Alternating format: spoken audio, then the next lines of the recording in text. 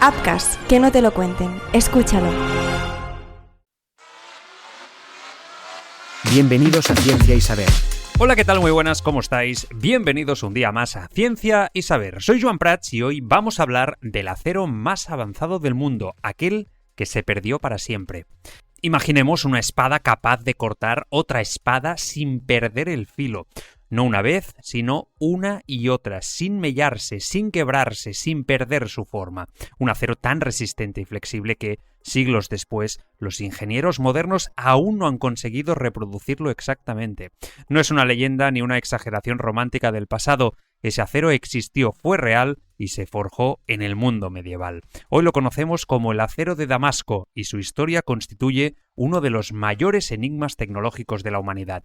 Lo verdaderamente inquietante no es solo su calidad extraordinaria, sino el hecho de que el proceso exacto para fabricarlo se perdió para siempre. En pleno siglo XXI, con laboratorios de nanotecnología, simulaciones por ordenador, hornos de atmósfera controlada y metalurgia avanzada, seguimos sin poder reproducir fielmente aquel material que, en el siglo XIII, se obtenía sin fórmulas matemáticas, sin teoría de materiales y sin el conocimiento científico que hoy damos por imprescindible.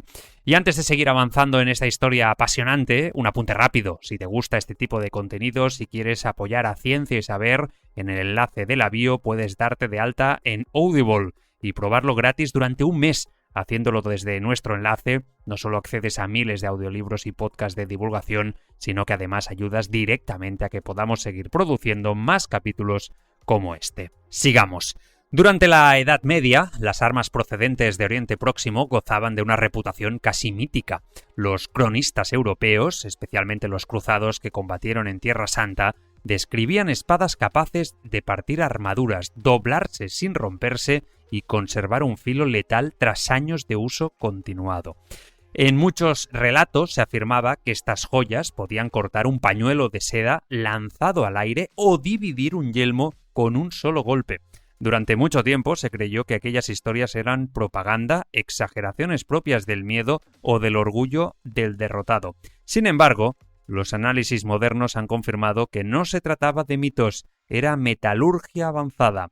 El llamado acero de Damasco no se fabricaba exactamente en la ciudad que le dio nombre. Damasco era, en realidad, uno de los grandes centros comerciales y artesanales del mundo medieval, el lugar donde llegaban lingotes de acero procedentes de Asia y se transformaban en hojas, sables y cuchillas de una calidad sin precedentes.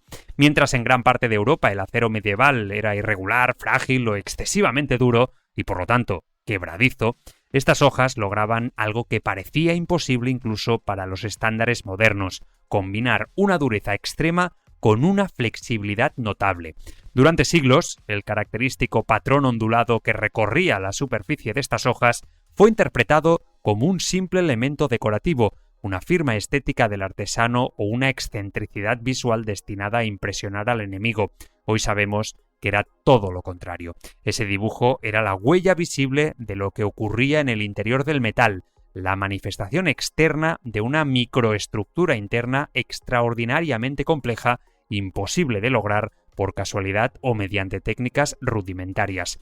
La base de todo era un material conocido como el acero Ghots, producido principalmente en la India y en Sri Lanka desde hace muchos siglos antes. Se trataba de pequeños lingotes con un contenido de carbono muy alto y con impurezas naturales muy concretas procedentes del mineral y del entorno geológico local. Estos lingotes viajaban miles de kilómetros a través de rutas comerciales terrestres y marítimas hasta Oriente Próximo, donde artesanos especializados los transformaban mediante un proceso extremadamente delicado y difícil de dominar. La clave no estaba solo en el material, sino en el método. El acero se trabajaba a temperaturas muy concretas durante largos periodos de tiempo, con ciclos de calentamiento y enfriamiento lentos y controlados. Los golpes debían ser precisos, ni demasiado fuertes ni demasiado débiles, y el proceso se repetía una y otra vez con una cadencia casi ritual. No existían manuales, planos ni tratados escritos que describieran la técnica. El conocimiento se transmitía de maestro a aprendiz de forma oral, acumulando experiencia durante generaciones, afinando pequeños detalles que podían marcar la diferencia entre una hoja mediocre y una obra maestra. Durante mucho tiempo la ciencia moderna fue incapaz de explicar por qué este acero era tan especial. Se propusieron teorías sobre tratamientos térmicos secretos, aleaciones desconocidas o incluso componentes exóticos. Todo cambió en 2006, cuando un equipo de investigadores analizó muestras auténticas de acero de Damasco utilizando microscopia electrónica de alta resolución y técnicas modernas de análisis de materiales. El resultado fue tan sorprendente como desconcertante. En el interior del metal encontraron nanotubos de carbono y estructuras similares al grafeno, elementos que hoy asociamos a la nanotecnología más avanzada. Estas estructuras integradas de forma natural en un material forjado hace más de 700 años explicaban la resistencia excepcional del acero, su capacidad para mantener el filo durante años y su sorprendente resistencia al impacto y a la fatiga. Lo más inquietante es que estos nanotubos no fueron creados de forma consciente. No hubo intención científica ni conocimiento teórico detrás de ellos. Nadie en el siglo XIII sabía que era un átomo, una red cristalina o el carbono a escala nanométrica. Estas estructuras se formaron como consecuencia de una combinación perfecta de impurezas naturales, temperaturas precisas y una técnica artesanal afinada durante siglos. Fue un descubrimiento accidental, fruto del ensayo y error continuado y de una observación extremadamente cuidadosa del comportamiento del metal. A partir del siglo XVIII, el acero de Damasco comenzó a desaparecer, no por falta de demanda ni por pérdida de prestigio, sino por una cadena de factores que acabaron rompiendo el delicado equilibrio que hacía posible su fabricación. Las minas originales de Guts se agotaron o dejaron de explotarse, las rutas comerciales cambiaron, los grandes imperios se transformaron y la industrialización del acero en Europa impuso nuevos métodos más rápidos, baratos y estandarizados. Pero, sobre todo, se perdieron los linajes de artesanos que guardaban el conocimiento. Cuando murió el último maestro, el proceso murió con él. No quedaron planos, recetas ni descripciones técnicas detalladas que permitieran reconstruir la técnica. Solo quedaron espadas, cuchillas y fragmentos de un saber que ya no podía reproducirse.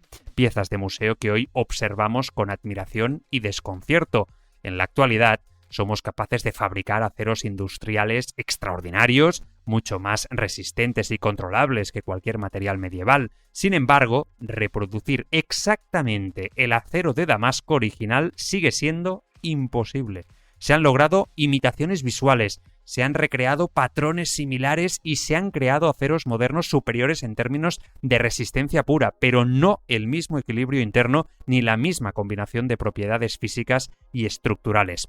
La razón es incómoda y profundamente reveladora. El acero de Damasco no fue diseñado, fue descubierto. Surgió de siglos de experimentación lenta, utilizando materiales naturales irrepetibles y un conocimiento transmitido de forma casi orgánica, sin separar nunca la técnica de la experiencia humana. Es un recordatorio contundente de algo que a menudo olvidamos en nuestra visión triunfalista del progreso. La historia de la tecnología no siempre avanza en línea recta. La historia del acero de Damasco nos obliga a replantearnos nuestra visión del pasado. Aquellos artesanos no eran primitivos ni trabajaban a ciegas, eran ingenieros sin ecuaciones, científicos sin laboratorio, observadores atentos de la materia y de sus límites. Y quizá, en nuestra obsesión contemporánea por la velocidad, la producción en masa y la eficiencia inmediata, hemos perdido algo más que técnicas antiguas, la capacidad de respetar el conocimiento lento. Porque sí, hubo un acero casi perfecto, y lo dejamos escapar.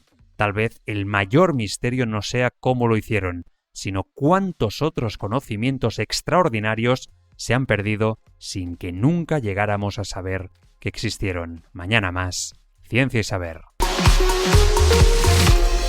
Ciencia y Saber, una producción de Upcast. Upcast, que no te lo cuenten. Escúchalo. En mito, en presidente. Esta no es una historia sobre política, es una historia sobre lo que pasa cuando un país confunde gloria con salvación. ¡Santiago Galán! ¡Eres eterno! ¡Gol para la historia! Dicen que el poder revela quién eres, pero hay hombres a los que el poder no revela nada, solo los desata. Nací en el campo de batalla. Y aquí estoy. Por fin vamos a cambiar las cosas. Vamos a devolver a España su lugar. En una noche como esta, no se debate, se sobrevive. Porque este país se mide no por cómo trata sus más ricos, sino por cómo cuida a los que más lo necesitan. En la víspera del debate más importante de una nación, un líder está dispuesto a quemarlo todo. ¡Seguridad! ¡Llévense a Raquel ya! ¡Lo tenéis todo grabado! Somos dinamita. Somos inevitables. Una ficción sonora de Joan Prats protagonizada por Hugo Silva. El Partido del Poder, de Appcast. Disponible en las plataformas de podcasting.